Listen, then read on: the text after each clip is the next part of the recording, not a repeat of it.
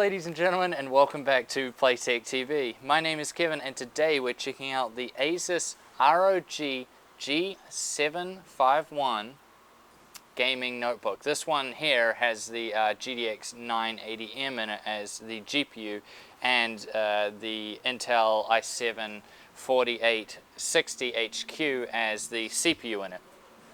So let's get straight into it and talk about the overall design. So it's very large and it's very heavy. It's coming in at 5.3 kilograms with the battery in. It's pretty fat towards the rear as well, but honestly I think it's probably one of the most badass looking laptops that I've ever seen. It looks super serious, it looks super cool. But yeah, I probably wouldn't recommend it to the uni students and people who are going to be carrying it around, because yeah, it weighs a ton. Unless you're built like a tank, it's going to wear on you pretty fast if you're carrying this thing around with you all day long. Now in terms of I/O, we see that it has nothing on the front. On the left hand side it has a micro SD slot, a Blu-ray drive, which is good for people who want to be consuming media on it, twin USB 3.0 ports and a secure lock. There's absolutely nothing around the back, and at the side, the other side, the right hand side, we see that it has an AC input, a VGA input, Gigabit Ethernet, HDMI, Thunderbolt, which a lot of people will really like, another two USB 3.0 ports, and a combo microphone audio jacks. So let's get into the specs then, and we'll start with the CPU, which I mentioned earlier. So it's the i7 4860HQ. So that's a quad-core processor with hyper-threading, coming in with a base clock of 2.4 GHz, and it'll boost all the way up to 3.4 GHz. Now, as far as memory goes, they went super overkill. So it features 32 gigabytes of DDR3 RAM at 1600 megahertz. Now graphics, as we mentioned earlier, it's the NVIDIA GeForce GTX 980M. So remember back to a previous video when I told you guys that the 970M is more powerful than previous generation 880M. So just imagine how powerful this 980M is. As far as storage goes, it comes with twin 120 gigabyte SSDs and a 2 terabyte HDD for your mass storage. Networking wise, it has a 802.11 AC wireless adapter and Bluetooth 4.0 connectivity, and the operating system it comes with is Windows 8.1 64-bit. So let's start with the display. So this is a 17.3 inch IPS 1080p panel. Now it's really nice, really clear. The color reproduction is fantastic and it's really sharp.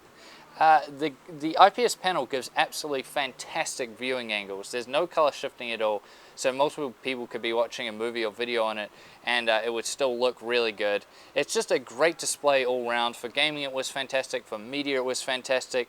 It's just an A+. They did a fantastic job on it, a great screen. Now as far as sound goes, it's not the same in terms of it's not as good. It goes decently loud, but it does lack a lot of bass, so it doesn't really sound that full. At higher audio levels as well, you get the crackling and vibrating, that like the chassis vibrating of the laptop itself. If you've ever heard a laptop maxed out before, you probably know what I'm talking about. But yes, that's not too good. It just sounds a little bit tinny. I mean, it'll do you a decent job, we'll put it that way, but it's nothing to write home about. And if you really want great audio, I'd suggest getting some external speakers for it or investing in a good pair of headphones. That leads us to the keyboard. So the keyboard lights up really nicely. It has the really nice ROG red backlighting, which I do really like. It doesn't get that bright, but I mean, I guess they're trying to save on battery life, so that kind of makes sense that it doesn't get too bright. The overall layout of the keyboard is really good. Some things are a little bit amiss. I kind of like having more of the function keys down on the arrow keys, such as the primary ones that you use, such as the volume and the brightness. However, they're all chucked up on the F keys, which isn't, you know, a bad thing. Some people might like it that way. There's also the macro keys are up the top there. But the weirdest thing is the dedicated button. So we have a dedicated Asus Gaming Center button, which leads you to the Gaming Center software, which we'll be talking about later. but there's no reason for it to have a dedicated key. It also has a dedicated key for Steam, which opens it in big picture mode, which again I don't see why, and I don't know who uses big picture mode. And also has a dedicated key for shadow play. Again, I just don't understand the reasoning behind this. But aside from those, the keyboard itself is really nice to use. There's a lot of travel in the keys, which you don't normally get with a laptop, so that gives it a really nice feel, and you can actually type decently fast on it. It's obviously not as good as a mechanical keyboard, but as far as laptops go, it's really good. And overall, yeah, I thought it was pretty good, aside from the weird dedicated keys. Now the touchpad. If you guys have watched me for a while, you know that I usually have issues with the touchpads on the different laptops for whatever reason that might be. But this one is just perfect. There's no other way I can put it. It's perfect. It's the right sensitivity, it's the right size, the buttons are really clicky, the gestures work really well. It's using Asus smart gestures. It's very easy to set up, very easy to use, and overall it's just perfect. A+. There's no other way to put it. It's just perfect. Now the webcam is pretty good. It's just standard, so it'll do you with your Skype calls and all the rest of it pretty damn well. What you came here to hear about is the performance. So it should go without saying with the SSDs that it boots up very quickly. It's very snappy in the operating system. And with that 980M, this thing chucks out some serious performance. But we'll start with the CPU. So I ran Intel Extreme Tune Utility, the benchmark within that software, and it scored 861 marks, which is a really good effort for a laptop. That's a decent score. Now to test out the GPU, so I ran Unigine Valley on the Extreme HD preset, and it scored 34.2 frames per second average, which is a damn good score, if I may say so, for a laptop. I also ran Unigine Heaven 4.0. This is DirectX 11, everything maxed out, obviously 1080p. And it scored 33.5 frames per second average, which is another really solid score. I ran Heaven again, this time in OpenGL, once again everything maxed out, and it scored 30.6 frames per second.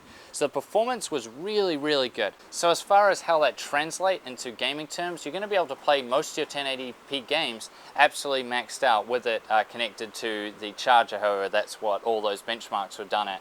Otherwise, just use a GeForce Experience and optimize it within that. We're going to talk about that a bit later, but that worked really, really well. So overall, the performance was absolutely fantastic and everything you would expect from a laptop with these specs.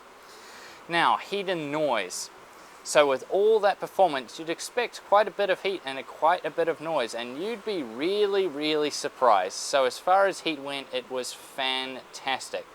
So the hottest I got the CPU to go while it was doing the Intel Extreme Tune Utility benchmark was 72 degrees Celsius, which is a really good score. So the CPU wasn't getting that hot at all. And the highest the GPU went, the 980M, was during the Heaven 4.0 DirectX 11 benchmark, and it went up to 59 degrees Celsius. So really good temperatures.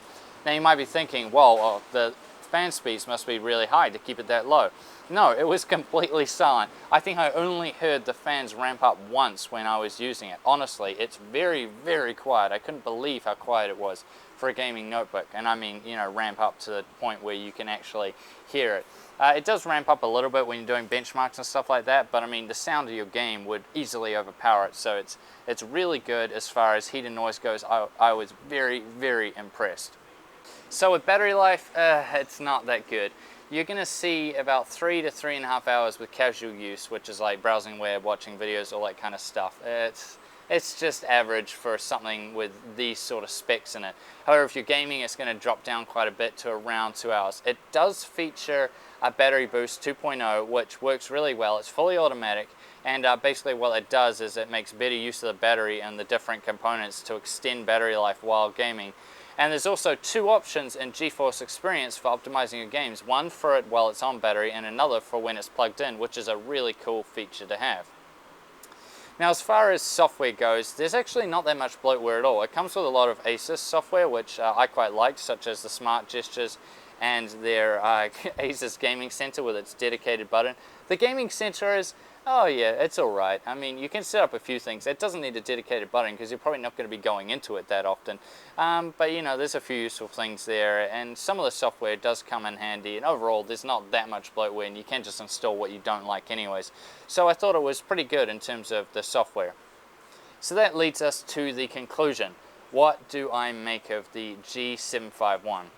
So it's absolutely massive and it's really heavy, but it's really serious looking, and I actually think it looks fantastic. I mean, as I said earlier, you're probably not going to be wanting to lug it around, but overall I think it's a really good looking laptop and I really like it.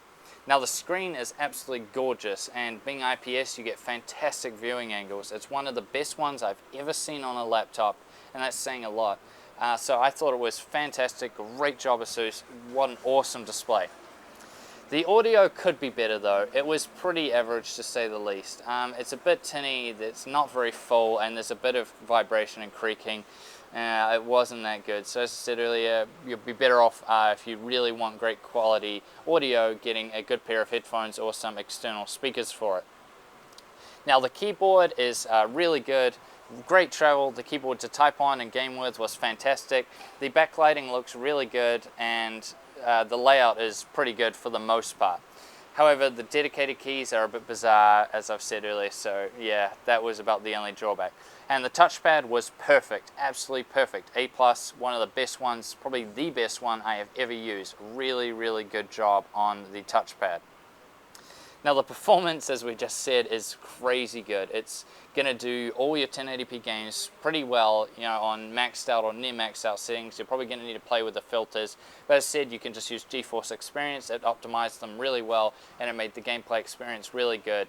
It's also going to be good for people wanting to use this for a mobile workstation with all that power packs, so that's another option that it could be used for in terms of productivity type stuff as well. There's also the low heat output, which I thought was really good. Obviously these huge vents at the back doing their job really well, and obviously the very low noise, which means that overall it's a very silent and cool running laptop even when you're playing very demanding games. With all that being said, it does come in at quite the cost, so this really is a desktop replacement class laptop. Anyways, I hope you guys enjoyed this video. This was really quite fun to make. Please subscribe to Playtech TV if you haven't already. Like the video if you like it. Leave a comment on what you think of these desktop class replacement laptops. And as always, I'll see you guys next time.